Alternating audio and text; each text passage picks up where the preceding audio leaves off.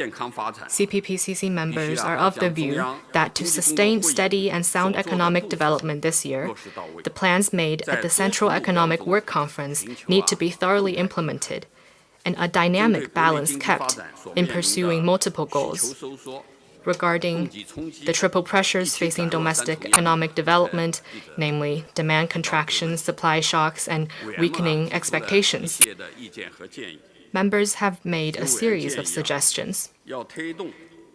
They include promoting technological innovation and industrial transformation, effectively broadening domestic demand and fostering new drivers and areas of growth, enhancing the stability and security of supply chains, boosting homegrown innovation capacity, and strengthening innovation in key technologies, including fostering new strength in the digital economy, and attaching importance to the coordination and interpretation of policies, promptly assessing risks, dispelling public concerns, and stabilizing expectations of market entities. CPPCC members and experts in relevant fields all believe that China has the confidence, conditions, and ability to promote steady, sound, and sustainable economic development. Thank you. 请继续提问。好，请北区第一排第2位。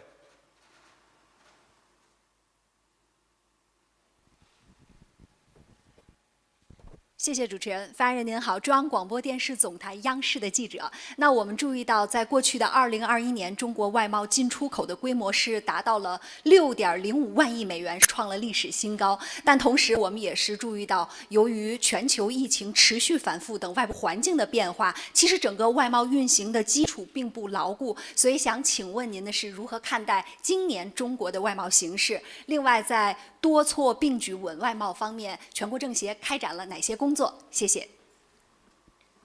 With China Media Group CCTV, in 2021, China's foreign trade volume reached $6.05 trillion, hitting new historic record. Yet, due to the changing external environment, including the COVID-19 situation, foreign trade development is not that firmly footed. How do CPPCC members look at the prospect of foreign trade this year? And what kind of work has the National Committee been doing to promote sustained growth of foreign trade?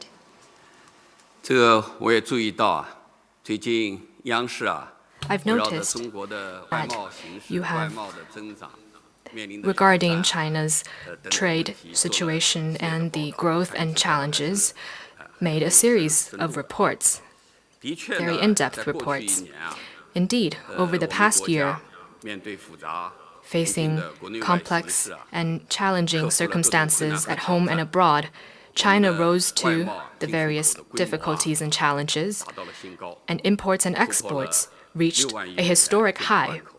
They exceeded $6 trillion, 交出了一份亮眼的。 producing an impressive scorecard. 确实啊，全国政协啊对 Indeed, the CPPCC National Committee 非常关注。 pays high attention to promoting high-quality development in foreign trade. Last year, through bi-weekly consultation meetings and special forums and studies, 一系列工作。 we carried out a series of work. 下半年啊， In the second half of last year, 主席分别带队 two vice chairpersons led teams to relevant provinces, cities, and state council departments to learn the situation on the ground and solicit opinions. 汪洋主席 In November, 主持召开 Chairman Wang Yang chaired 双周协商 a 座谈会 bi-weekly consultation 会议 meeting 上，委员们围绕着 where 增强 members 对外贸易综合竞争力 consulted and 这一主 deliberated 题 on ways to strengthen the overall competitiveness of foreign trade, 发改委、工信部 together with officials from the National Development and Reform Commission, the Ministry of Industry and Information Technology, the Ministry of Commerce, and the General Administration of Customs. The members engaged in lively discussions and raised many deliverable suggestions. The forum produced good 在 results. 协商履职过程中啊， In performing their duties through consultation, 今年外贸 members 履历啊 agree 确实 that foreign trade this year is indeed faced with many uncertainties and instabilities, as you've just mentioned. There is quite some pressure on keeping foreign trade stable. At the same time, China's foreign trade has a solid industrial foundation and great resilience. Through joint efforts of government departments and businesses across the country, this year, major foreign trade indicators are expected to remain within an appropriate range.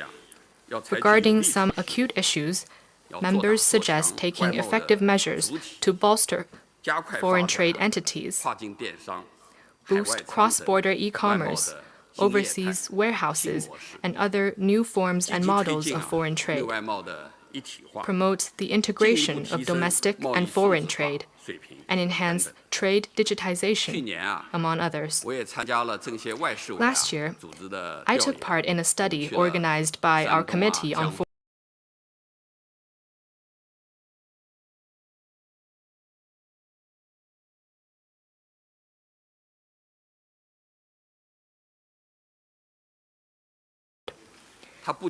Foreign trade is very important.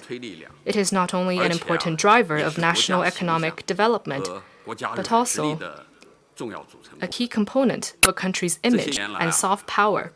Over the years, China's foreign trade has grown by leaps and bounds. The export mix has changed. In the past, we focused on primary products, and now there are exports of more electromechanical products, new energy vehicles, and other high-tech, high-value-added products. In terms of trade entities, now they are more diversified. There are not only central enterprises, foreign invested businesses, but also many micro, small, and medium enterprises, which are increasingly becoming the backbone of China's foreign trade. During this study, I also got to know many young people who accompanied us on our study and answered our questions. They left me with a deep impression. They're full of vigor and drive. I believe that China's foreign trade, much like these young people, is brimming with energy and full of promise. Thank you. 请大家继续提问，请举手示意。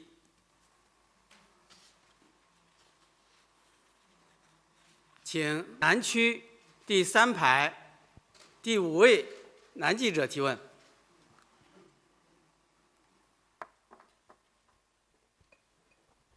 谢谢。Hi, I'm with Bloomberg News. I wanted to ask a question about China's Hi, I'm with Bloomberg News. I wanted to ask a question about China's dynamic zero policy for COVID. That policy has largely kept China free of widespread infections and deaths. But as we go into the third year of the pandemic and with more and more countries around the world opening up, is it time for China to consider some of its own changes? If China continues to pursue COVID zero, could the economic costs become greater? Could it stop people-to-people exchanges between China and the rest of the world? What do the members of the CPPCC think? Thank you. 美国彭博社记者，我的问题是关于中国应对疫情的动态清零政策。该政策很大程度上防止了在中国出现大规模感染和死亡病例，而随着疫情进入第3个年头，越来越多的国家逐步开放，中国是否需要对国内防疫政策做出相应的调整？如果中国继续坚持动态清零政策，经济成本是否会上升？而该政策是否会阻碍中国与世界之间的人员交往与互动？全国政协委员对此怎么看？谢谢。这个疫情防控政策啊，是国内外舆论都高度关注的一个话题。 policy has attracted much attention from within and without China. As we have all seen throughout our response to COVID-19, under the strong leadership of the CPC Central Committee with Comrade Xi Jinping at its core, China has always placed the people's life and health front and center. Continuous efforts have been made to prevent both case importation and domestic resurgence. and actions taken promptly to stem local transmission whenever cases are detected. Such all-round solid response has produced significant results. Over the past 2 years, members from such sectors as medicine and health and science and technology have played an active part on the front line of pandemic response. Many of our members have been fighting the virus on the front line, and at the same time, they conducted research and discussion on the relevant policies and contributed ideas. Members hold the view that since COVID response measures were regularized, China has been able to handle local clusters decisively, based on the specific situation, and control transmissions very quickly. There has been a fairly good coordination between COVID-19 control and social development and livelihood protection, and economic growth has been sustained. Members noted that in some countries, even in some developed ones, the pandemic resurged repeatedly. Medical resources were stretched, and the numbers of severe and fatal cases increased. They have very good medical facilities, but the resources were stretched, which led to the increase of number of severe and fatal cases. China is a developing country with 1.4 billion people. If it didn't take effective measures, there would be unimaginable consequences. Members believe that progress made in COVID-19 response shows that our policy fits China's national conditions and follows the law of science, and that our anti-COVID measures are cost-efficient and effective. China's policy embodies a people-centered philosophy and reflects the strength of its socialist system. In the next step, we must closely monitor and assess the COVID-19 situation at home and abroad,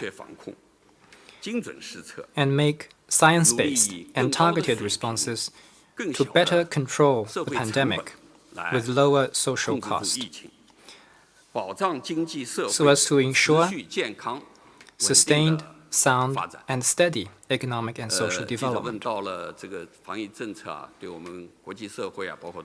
You have also asked about the impact of China's COVID policy on international exchanges. I have seen reports that question the role of China's COVID policy on the global industrial and supply chains. I think some of the conclusions were misled. Thanks to the right measures adopted to meet the COVID challenge, China has taken the lead in restoring economic growth and helped keep global industrial and supply chains largely stable. I mentioned a few figures on foreign trade. Last year, both China's foreign trade volume and international market share scaled a historical new high. This has injected a strong impetus to the recovery of global trade. Here, I'd like to refer to another group of figures regarding China's contribution to global fight against COVID-19. China has provided 150 countries and 13 international organizations with enormous quantities of masks, protective suits, ventilators, testing facilities, and other anti-epidemic supplies, sent 37 medical teams to 34 countries, and supplied to over 120 countries and international organizations more than 2.1 billion doses of vaccines to help other countries increase capabilities of pandemic response and emergency treatment. China's assistance is also helping the international community overcome the difficulties and restore normalcy. That is the way to enhance China's exchanges with the rest of the world. China will continue to step up anti-COVID assistance to other developing countries and contribute to a global community of health for all. Thank you. 请继续提问。好，请北区第4排第4位。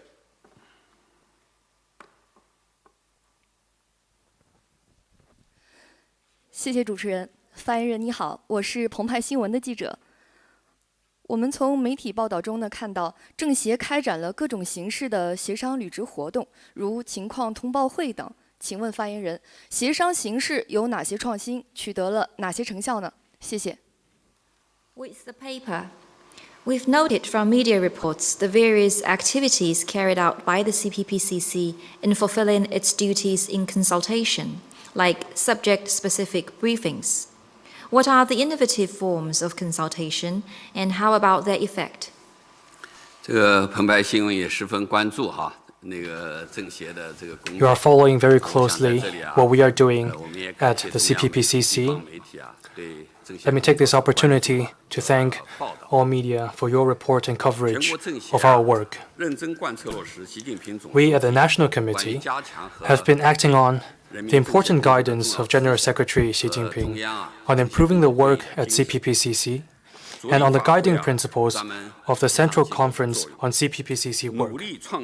We strive to bring out our role as a special consultative body, create new formats of consultations, enhance the effectiveness of consultative democracy, and make new progress in our work. Indeed, we are taking creative steps to improve the quality of our work. Over the years, we have focused more efforts on improving the quality of proposals and the effectiveness of handling them. We focus not just on the quantity, but also on improving the quality. To do that, we have established a follow-up mechanism led by the chairman and vice chairpersons to turn proposals into concrete progress.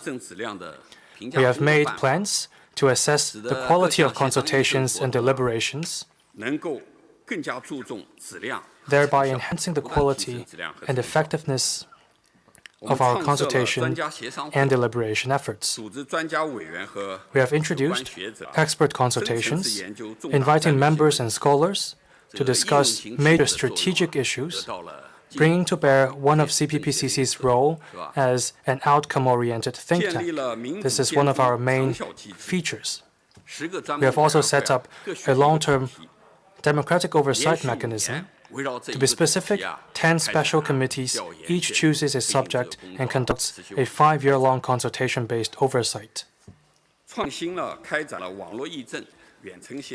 We are adopting more diversified forms, including online consultations and teleseminars, increasing the effectiveness and efficiency of our work.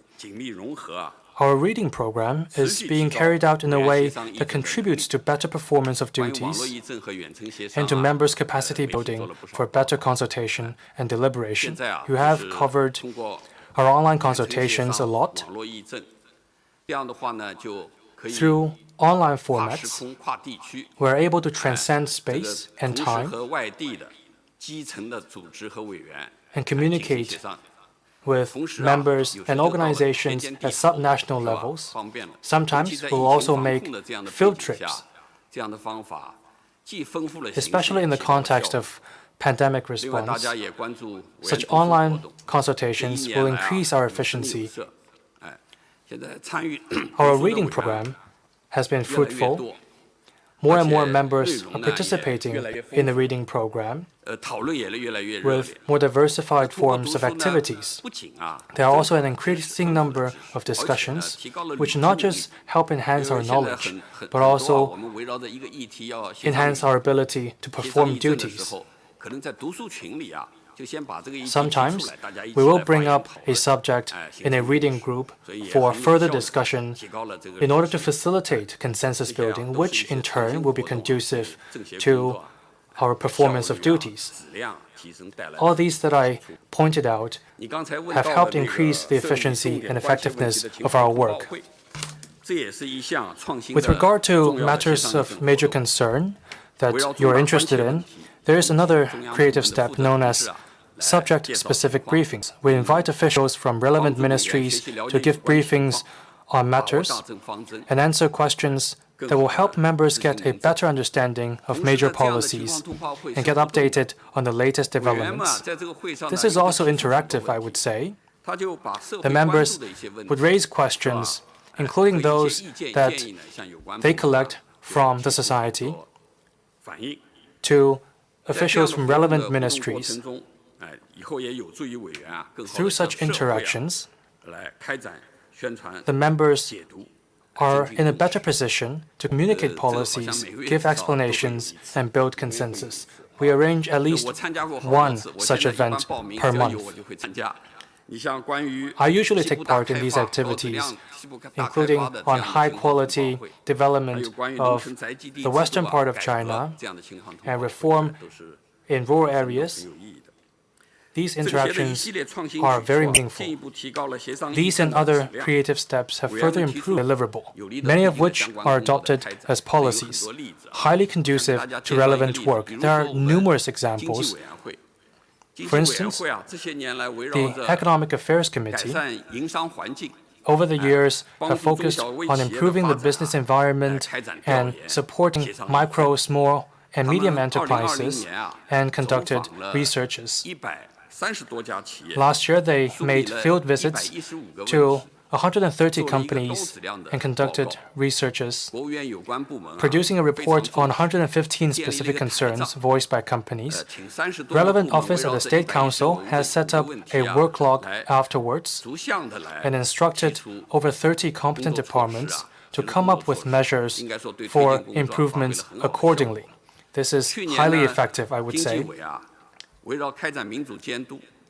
Last year, with democratic oversight in place, the Economic Affairs Committee have focused on improving business environment. Researches were done in groups independently or in coordination with subnational committees. Over 1,700 companies were covered. Moreover, the CPPCC and the All China Federation of Industry and Commerce conducted polling among tens of thousands of companies to understand their concerns. Their report afterwards also raised the awareness and attention of the State Council. Officials from the State Council worked alongside with our members at the CPPCC to work out solutions. There are many other examples in different special committees. I also participated in a deliberation event on improving the parks in the country. I won't elaborate on all of them. Thank you very much. 请南区第4排第4位女记者提问。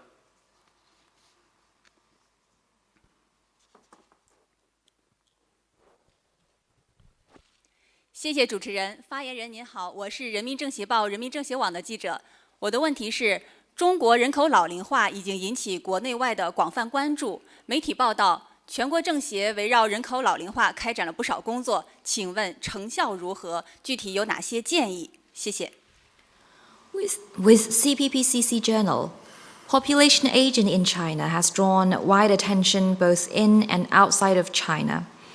Media report quite a lot of work by CPPCC National Committee on addressing aging. Would you elaborate on such work and its effect, and any detailed recommendations from CPPCC? 积极应对人口老龄化，建设 Addressing 老年友 population 好型的 aging 社会， proactively and building an age-friendly society draws the attention of the whole society and bears on the country's long-term development. It is an important task. The CPC Central Committee attaches great importance to it. General Secretary Xi Jinping has made important instructions on it multiple times. Government departments nationwide are making earnest efforts on it. I would say that positive progress has been achieved. Last year, the CPPCC National Committee carried out a series of consultations and deliberations on this task. A special consultative meeting was held, forums were convened, and virtual exchanges with foreign experts were held to learn from international experience and developments in community and home-based elderly care. Through special studies, proposals, online deliberations, and forums, members offered their insights on strengthening the multi-tiered elderly care security system, boosting the silver economy, and giving full play to the positive role of senior citizens. Many suggestions were adopted by the government. I noticed that in the journal of the CPPCC, there are many very vivid reports on this issue. A worthy example is the Special Democratic Oversight Project on stepping up adaptation of society to population aging. 2 vice chairpersons led teams to 19 counties and districts of 6 cities of Hunan and Sichuan province for a special study. In exercising democratic oversight, they checked on the implementation of elderly care policy measures and the construction of adaptation facilities. Elevator installation at old residential communities, barrier-free public venues, and application of smart equipment by senior citizens were the 3 key areas that the CPPCC members looked into. The members visited many neighborhoods and households, trying out all the barrier-free facilities and testing all the handrails to make sure that they function properly and smoothly. They focused their efforts on removing the obstacles in adaptation work to see to it that they are effectively resolved. In 8 provinces and 2 sub-provincial cities, questionnaires were distributed to households, urban and rural communities, and the general public to grasp the practical needs of the public concerning adaptation.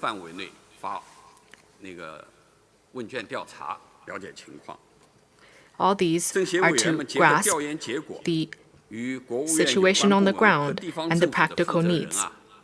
The members then sat down with officials of state council departments and local governments.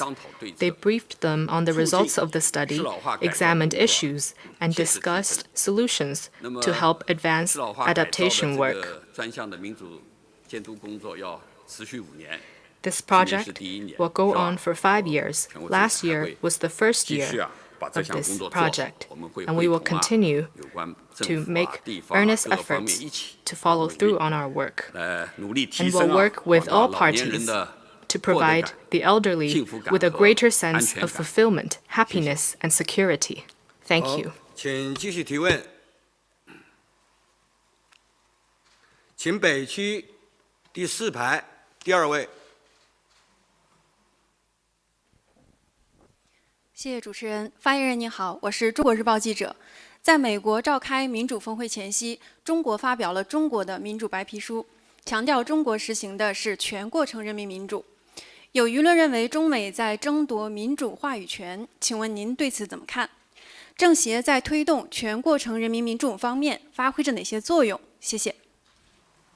With China Daily, before the United States held the summit on democracy, China issued a white paper on China's democracy, highlighting the whole process people's democracy practiced in China. There are views saying that China and the United States are vying for a greater say in democracy. What's your take on this? And what are the roles of the CPPCC in promoting the whole process people's democracy? 也主要是2个问题哈，一个是关于美国民主峰会。 Thank you. So that's 2 questions. One is on America's Summit for Democracy and the CPPCC's role in developing whole process people's democracy. 在自身 Now, 国内问题矛盾 the United States is facing many problems at home, and the American-style democracy is under a lot of criticism. Yet, it still went on to convene the so-called Summit for Democracy, only to create exclusive blocs, suppress other countries, and divide the world so as to maintain its hegemonic position. Let me point out that democracy comes in diverse forms. It is not the privilege of a few countries. The democratic system of each country should be chosen by its people according to its national conditions. The best system is the one that fits. You may have noticed a recent survey by a renowned international public relations company.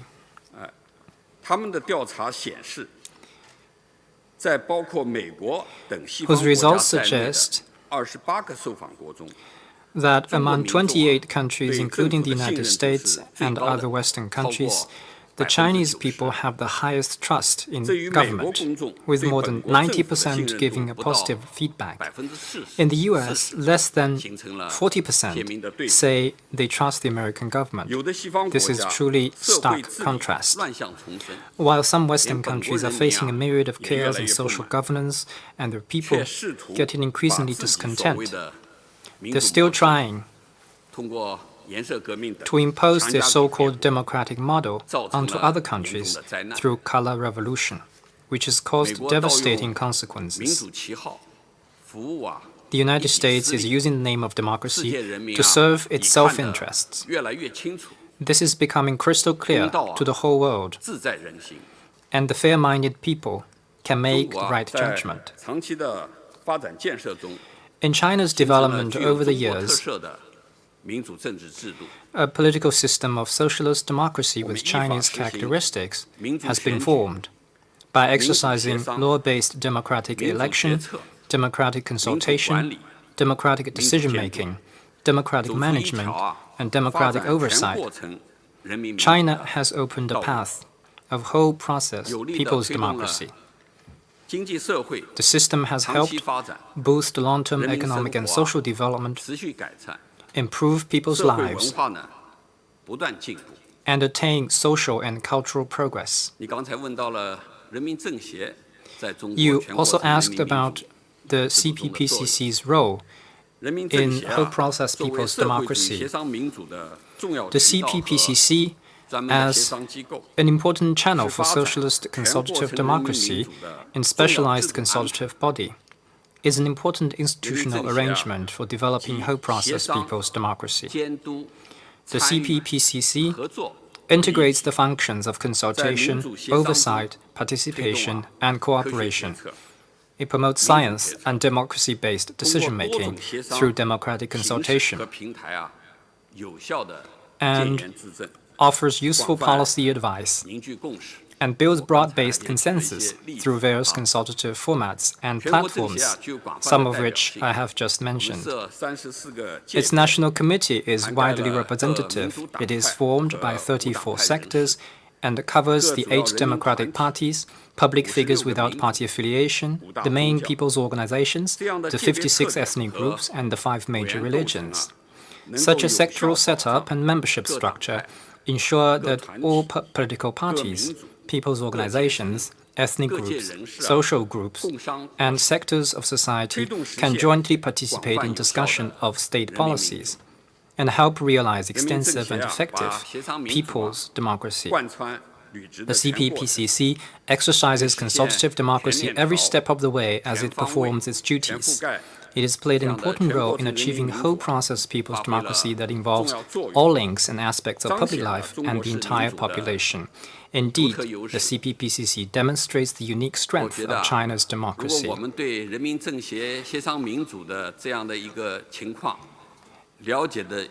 I think the more we understand the role of the CPPCC in China's democracy, the more we will learn and understand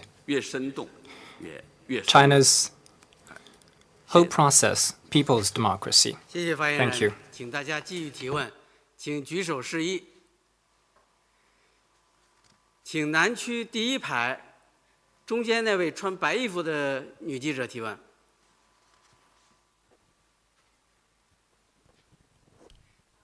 谢谢主持人，谢谢发言人。我是来自香港凤凰卫视、凤凰网和凤凰秀的记者胡玲。我们非常关注的呢是香港的疫情，因为现在香港疫情真的是十分的严峻。那我自己包括在香港的一些同事呢也都有感染。我知道港区全国政协方面也是有人确诊，那不能够这次上京参会啊。不知道他的缺席会对今年两会相关议题的讨论会造成影响吗？在帮助香港抗击疫情以及尽快的恢复社会经济发展方面，我想知道全国政协做了哪些具体的工作。另外，同样也是受到疫情的影响，我们知道香港特区行政长官的换届选举这次呢也是被推迟了。那我不知道发言人您如何来看待完善香港选举制度之后出现的这些变化？谢谢。With Phoenix TV, the COVID situation is quite serious in Hong Kong and has drawn a lot of attention recently. Some of my colleagues are also infected. Some members of the CPPCC National Committee from the Hong Kong SAR cannot make it to this session in Beijing also due to COVID-19. Will it affect the deliberations on relevant topics of the two sessions this year? And what are some of the specific work the National Committee has been doing in helping Hong Kong with COVID response and economic and social development? Also related to the impact of COVID-19, the election of the chief executive is postponed. And Mr. Spokesperson, would you share with us the views on changes following the improvement of Hong Kong's electoral system? Thank you. Well, the Phoenix TV has raised a series of questions. Let me address your last question first. Regarding the electoral system. Last year, under the new electoral system, the Hong Kong SAR successfully held elections for the new election committee and the 7th Legislative Council, and is going to hold election for the 6th chief executive, which you just said will be postponed to May this year.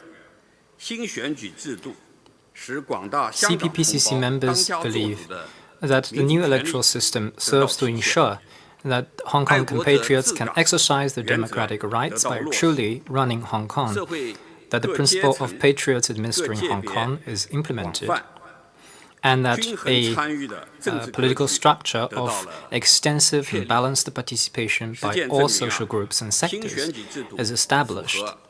The practice shows that the new electoral system is in line with the principle of one country, two systems, and with the actual circumstances of Hong Kong. It provides the institutional underpinning for the sound and sustained implementation of one country, two systems, and for the long-term prosperity and stability of Hong Kong. Members say that this is a system that works and works well. As for the attendance of Hong Kong members at the two sessions,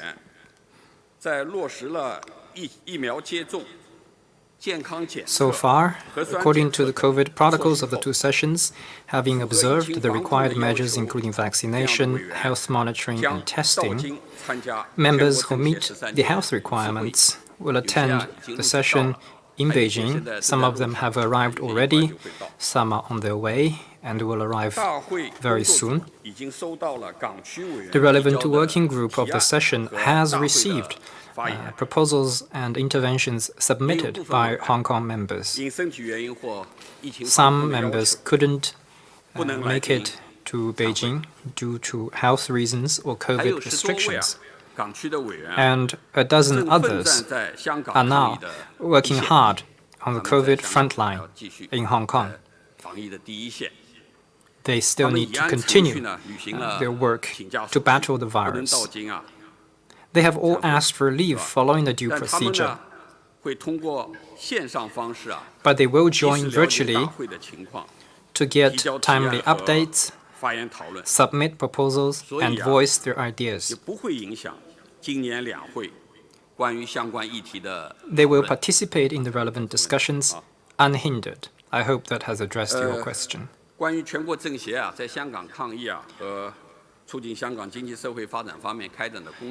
As for the CPPCC's work on COVID response in Hong Kong and overall economic and social development, let me briefly respond to it. Last year, the committee held discussions on strengthening patriotic education among the youth in Hong Kong and Macau, on developing Guangdong-Hong Kong-Macau cooperation platforms, and on improvement of employment and entrepreneurship policies for Hong Kong and Macau residents in the mainland, among other important topics. These discussions were held in the forms of bi-weekly consultation meetings, experts consultations, and briefing sessions on issues of major concern.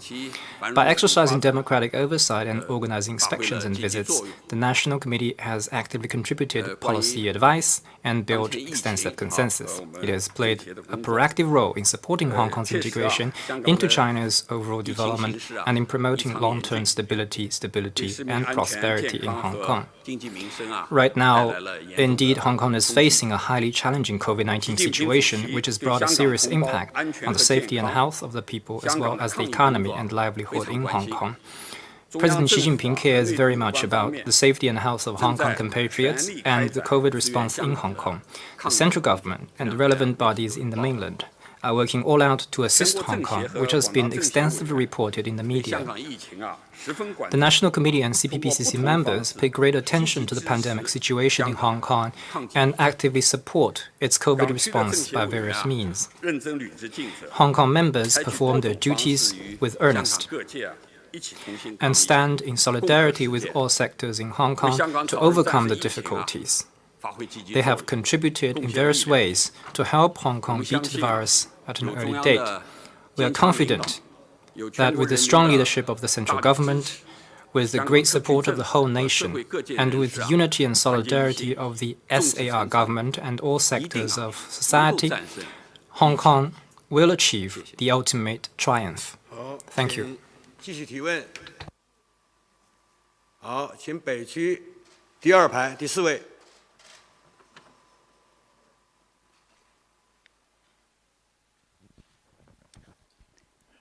谢谢主持人。发言人您好，我是新华社记者。那我的问题呢是关于科技创新方面的。近年来呢，我国科技发展是突飞猛进，但是在一些关键核心技术方面却受制于人，情况令人关注。那我们知道全国政协是有不少科技界的委员，请问如何看待这个问题呢？那在促进科技自主创新方面又开展了哪些工作？谢谢。With Xinhua News Agency, my question is on innovation in science and technology. In recent years, China has made rapid progress in science and technology, yet in some key technologies, there are still restraints, and this causes concerns. Quite many CPPCC National Committee members are from the science and technology community. How do they look at this matter, and what are some of the work in facilitating homegrown innovation in science and technology by the CPPCC National Committee? 的确啊。 科技创新问题啊，是我们国家发展的一个 Indeed, technological innovation is an important issue in the development of our country. It is also an important item in our deliberation efforts. 现在啊，在执行神舟13号载人飞行的 I'm reminded 太 that 空出差 the Chinese space expedition trio are now at the moment traveling on the Shenzhou 13th spacecraft to explore the universe. We commend their efforts. We were told by former astronaut Yang Liwei, a CPPCC member, that the space station is a national platform for outer space experiment. The trio's journey is record-breaking in a number of ways, including having the longest day in orbit. They're also conducting studies in the outer space. This is of milestone significance. In recent years, there have been notable technological achievements in China. For instance, Chang'e and Tianwen spacecrafts and the Xihe satellite are making expeditions deep into the outer space. Quantum information and stem cell research are making trailblazing progress. 5G and high-speed railway are making our lives more convenient and comfortable. In the just concluded Beijing Winter Olympic Games, be it in the construction of sites, in operation of events, and in services, I have experienced the use of technologies in all those aspects. I think it's fair to say that China has made remarkable progress in terms of technological development. That said, we are also aware that bottlenecks still exist in certain areas of core technology, which is weighing on the security of industrial and supply chains as well as China's high-quality social and economic development. That is why stepping up efforts for breakthroughs in core technologies is imperative. The National Committee of the CPPCC has worked proactively on innovation by harnessing professional and intellectual resources. There are many CPPCC members who have dedicated themselves to explorations in science and technology. They are important forces in our innovation efforts.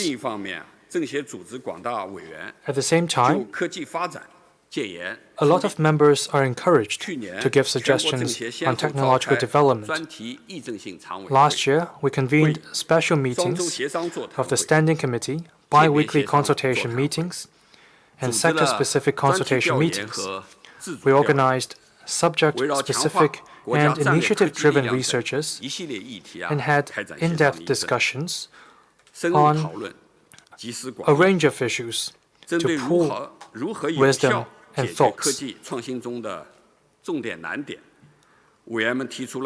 With regard to key and tough issues in innovation, our members have put forth many inspiring ideas, including on better handling the relationship between government and the market in resource allocation, cultivating young professionals in technology, and actively integrating into the global network of innovation. Numerous proposals were taken into account in decision-making by certain departments, thus helping to advance relevant work. Thank you. 谢谢发言人，请大家继续提问，请举手示意。请南区第3排第3位记者，男记者提问。谢谢主持人。发言人好，我是中国青年报、中国青年网的记者。我们注意到今年的就业面临的压力很大，特别是高校毕业生首次突破1000万。请问怎么看待今年的就业形势？在稳定和促进就业方面，全国政协开展哪些工作？谢谢。With China Youth Daily, we've noted that employment pressure is quite big this year, in particular considering that the number of college graduates will exceed 10 million for the first time this year. How do you see the employment situation? What about the work of the CPPCC National Committee to promote employment stability and job creation? Thank you. 中青报记者问了一个关于就业的问题哈。You've asked about employment. 大家关注一个重要问题。 Indeed, 就业 it 问 is 题啊，关系到 an 千家万 issue 户，是吧？ of concern to 而且 many. 你讲到大学生就业。 And you've mentioned 据统计今年 jobs for 大学生 college graduates. 就业有将 It 近 is estimated 1076万，这也 that 是高于我们 this year we see a record number 的较大压力。 of 对这个问题啊，政协委 10.76 员们也 million 十分关心。 college graduates. 去年 The CPPCC members pay close attention to this issue. Last year, they submitted more than 110 proposals on it, including on enhancing targeted employment services for college graduates, attaching importance to the effect of new infrastructure construction on jobs, and prioritizing stable employment. They also, through multiple means, consulted and deliberated on the issue. Members recognize that last year, the number of new urban jobs and the surveyed urban unemployment rate were both better than expected, and the employment situation was stable on the whole. But indeed, like you just mentioned, there is quite some pressure on jobs this year. At present, the economic situation at home and abroad remains complex. There are increasing uncertainties and instabilities, and China faces such issues as a large aggregate and prominent structural imbalance in its state of employment. Members note that this year there are also favorable conditions for keeping employment stable. The steady recovery of the economy and the boom of new industries and business forms steadily create new jobs, The CPC and the government pay high attention to employment and have introduced a series of policy measures. We believe these policy measures will make a big difference. Regarding how to secure and promote employment, CPPCC members point out that college graduates, migrant workers, and people in difficulty are key populations that deserve special attention, and they suggest enhancing targeted assistance. For college graduates, channels of employment need to be broadened and expectations guided as appropriate to help them find jobs in the market provided by the non-public sector. For migrant workers, especially those lifted out of poverty, there needs to be more reputable labor service providers and enhanced vocational training and rights protection to make their employment more stable. Our Committee on Agriculture and Rural Affairs has also carried out a series of work to help the migrant workers. For people in difficulty, employment assistance needs to be provided to help ensure that their basic living needs are met. This year, the National Committee will continue to treat employment as a high priority in our consultation and deliberation. We will organize a special meeting of the Standing Committee and discuss the implementation of the Jobs First policy by pooling insights and building consensus. It takes the efforts of all parties, including government, business, and sectors across society, including our young people, to address the issue of employment.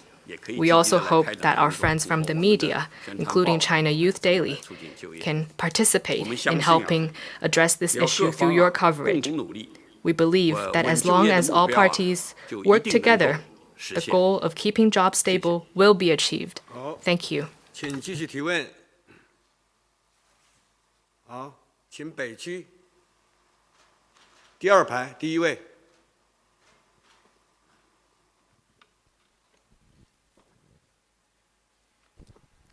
谢谢主持人。发言人您好，新加坡联合早报提问。近年来，保护主义加剧，美国等西方国家加大对华围堵力度，请问这是否会打乱中国对外开放的节奏？中国会如何坚持扩大对外开放的政策？那么，全国政协在中国的政治和外交方面又能发挥什么实质性的作用？谢谢。With 联合早报 from Singapore, in recent years, protectionism has been rising. Western countries like the United States have intensified containment on China. It is disruptive to China's pace of opening up. How will China pursue its policy of expanding opening up? And what substantive roles does the CPPCC National Committee play in China's political and diplomatic life? 谢谢哈，谢谢联合早报提问。这个现在啊，的确呢，国际形势严峻复杂。 Indeed, we are facing a complex situation in the world. At a time when the international community needs solidarity in its collective response to global challenges, some countries choose to go on creating small groups or blocks, attempting to draw ideological lines and divide the world.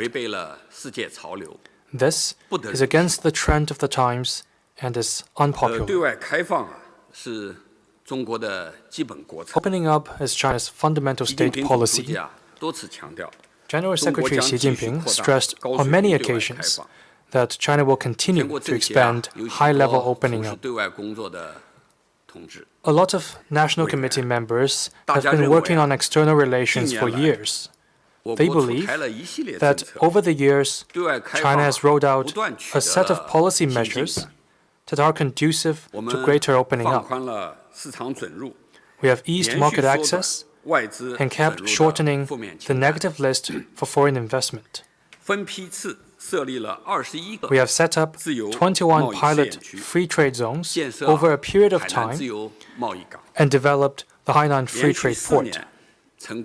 We have been hosting the China International Import Expo for 4 years running, promoted the entry into force and implementation of the RCEP, and actively advanced high-quality Belt and Road cooperation. These are important measures we have taken in opening up.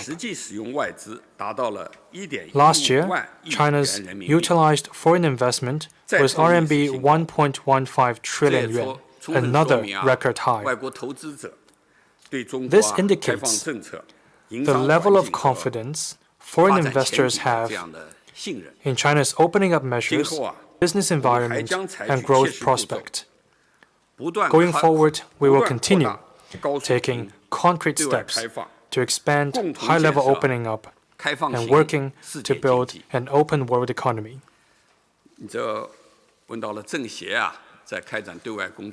On the role played by the CPPCC,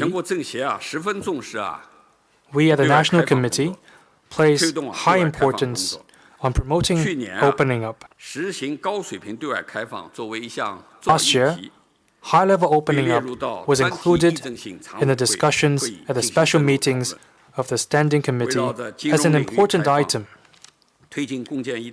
On such issues as opening up in the financial sector and Belt and Road cooperation, there were thematic symposiums. We also convened briefings on matters such as high-quality development of highlight free trade zones. The Foreign Affairs Committee exercised democratic oversight on the execution of opening up measures.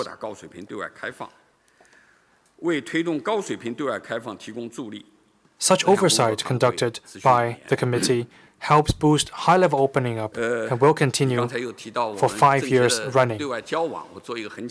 You also asked about the external engagement by the National Committee. Let me share with you a few points. Last year, we overcame difficulties posed by the pandemic and conducted work through various channels.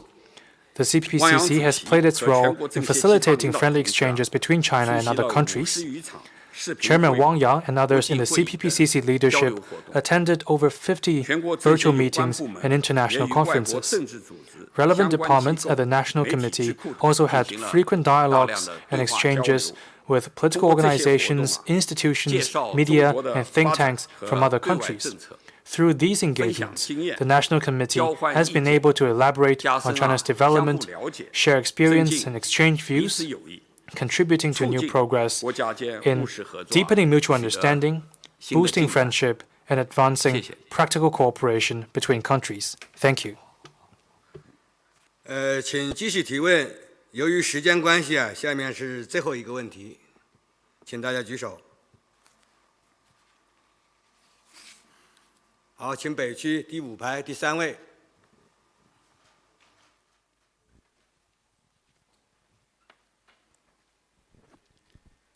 谢谢主持人，发言人好。中国新闻社记者提问：北京冬奥会已经圆满落幕了，运行得非常成功得到了国际奥委会多国代表团团长和运动员的点赞。明天冬残奥会马上就要开幕了，大家很喜欢的雪容融呢也要上岗了。请问发言人对此有何评论？谢谢。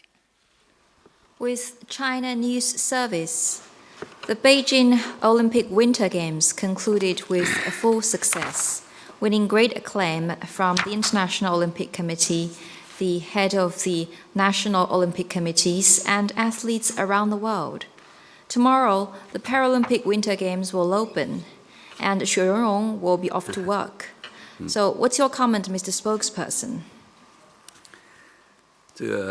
中新社问了一个冬奥会的问题就我也很想说一下。China News Service asked about the Winter Olympics. 2月20号落下了帷幕。The Beijing Olympic Winter Games came to a successful conclusion on February 20th. Despite the impact of COVID-19, China fulfilled its solemn pledge to the international community and offered the world a streamlined, safe, and splendid games. The Beijing Olympic Winter Games left us with deep impressions and wonderful memories. Young athletes from around the world strove for excellence and challenged their limits, while offering each other encouragement, solidarity, and friendship. The supporting work teams and staff worked meticulously and devotedly to ensure a smooth running games. Tens of thousands of volunteers gave up their holidays and worked around the clock. And with their sincerity, hospitality, and professional and thoughtful services, they won wide acclaim.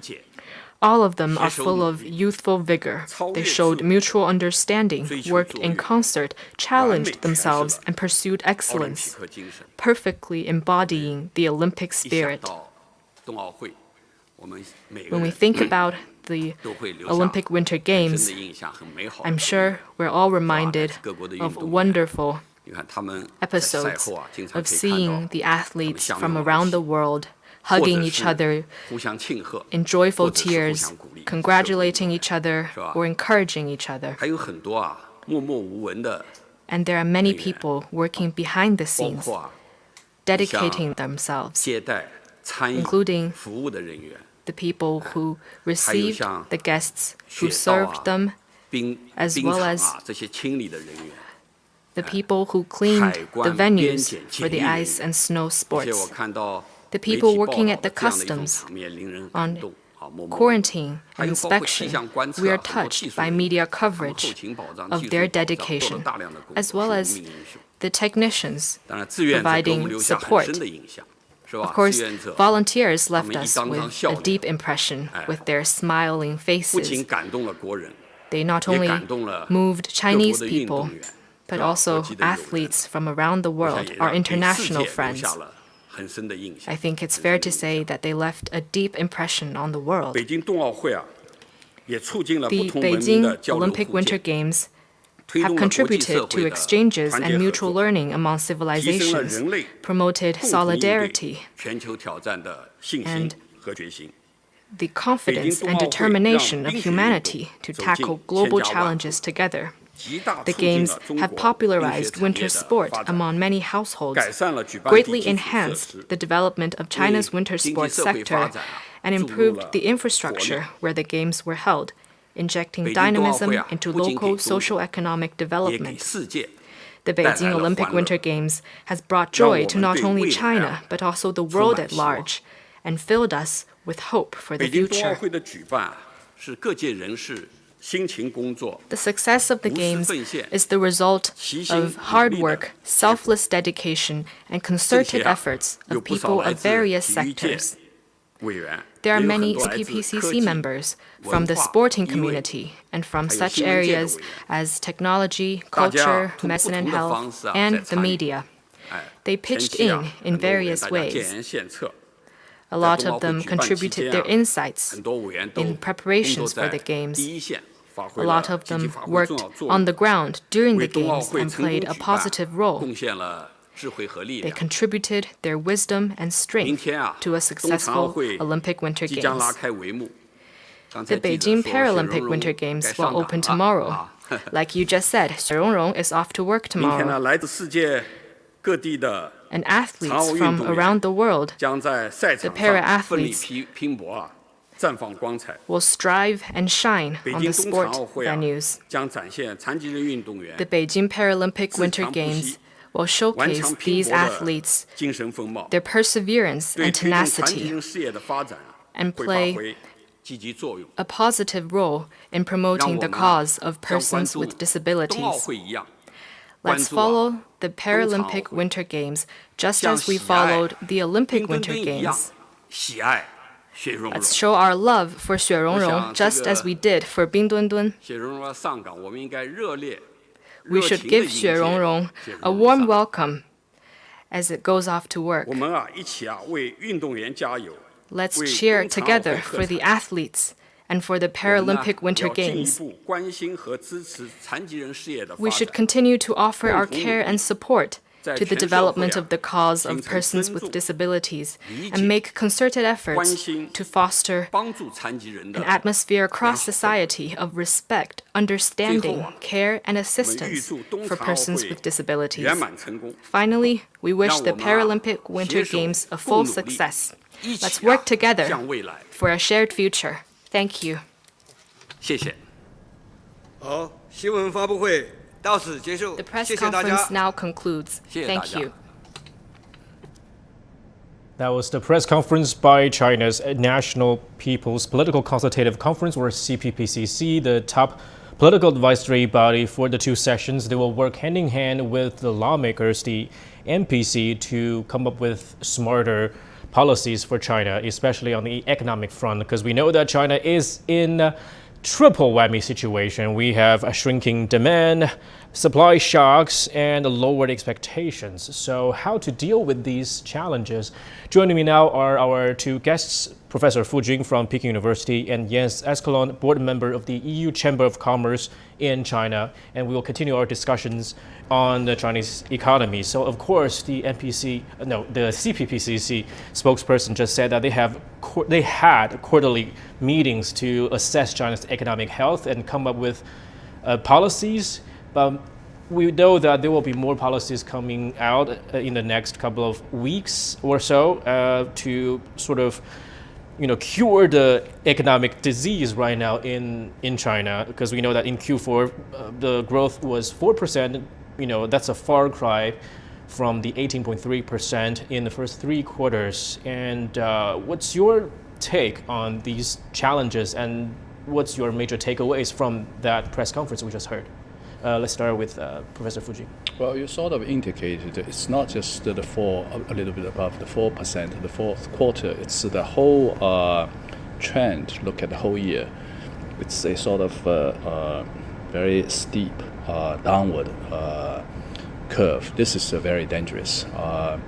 Without good prescriptions, I guess, the government now has to step in. It's not that I believe the role of government is so important, when you face a potentiality of a crash landing, some role has to step in to sort of pop it a little bit.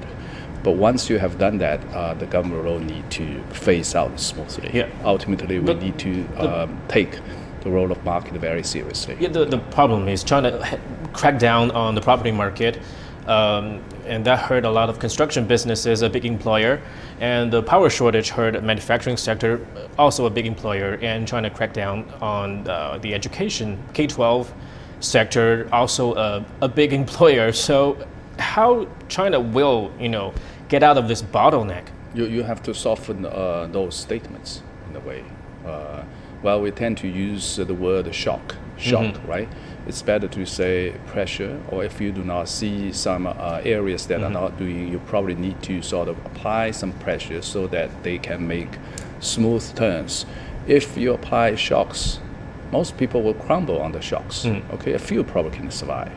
But if you are looking at the majority, a large number of businesses, apply some pressure so that they have time and space to make a good investment in the right direction. Yeah, so speaking of good investments, China is looking at the green sector.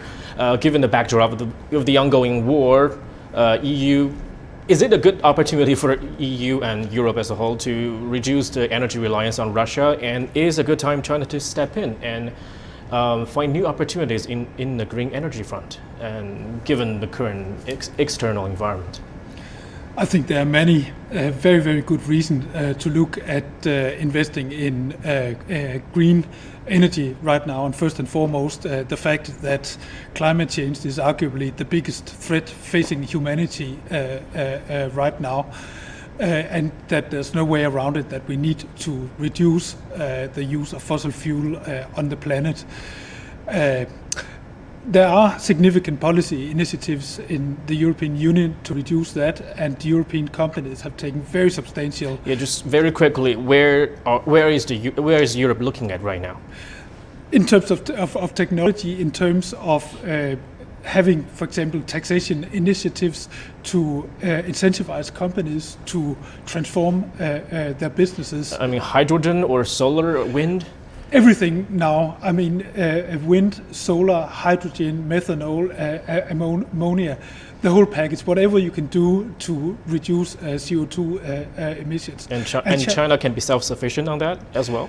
China holds fantastic opportunities as we see it, and we have seen what China could do with electric vehicles, and we don't see any reasons in the EU Chamber of Commerce that China cannot become a leader also. And we think that sort of the capacity and the engineering skill and the ability to create scale and reduce cost are so phenomenal in China that we don't see any reason that with the right policy support that China should not be able to also become a leader together with European companies in this space. So we have high hopes. So let's work together on that agenda. Okay, thank you so much. As much as I want to talk more about China's economy with you guys, we're running out of time. So I hope we will continue this discussion afterwards. Thank you so much for your time. And this year's session of the CPPCC will open in Beijing on Friday. It marks the beginning of the most important annual event of China's political calendar, the 2 sessions. We will have everything you need to know about it and all the news and views regarding the agenda. Stay tuned on CGTN. And that's going to do it for this special coverage on the CPPCC press conference. I'm Xiaocheng in Beijing. Talk soon.